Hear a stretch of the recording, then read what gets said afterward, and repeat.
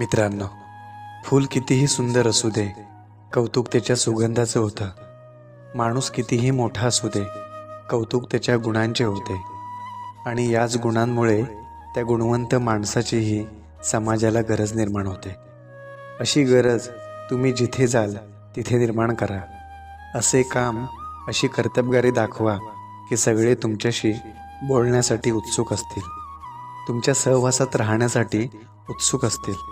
पण लक्षात ठेवा, उदार जरूर बना, पण लोक तुमचा फक्त वापर करतील असं वागू नका. प्रत्येकाशी सौजन्याने वागा, पण स्वतःला ठेच लागू देऊ नका. विश्वास सर्वांवर करा, पण साधेपणाने राहू नका. आणि दुसऱ्यांचे जरूर ऐका, पण स्वतःचा आवाज दाबून देऊ नका. स्वतःची किंमत तुम्ही स्वतः ओळखा, जगाला ते ठरवू देऊ नका. लोकांच्या मनासारखे घडले नाही की लोक तुम्हाला पालापाचोळा समजायला लागतात.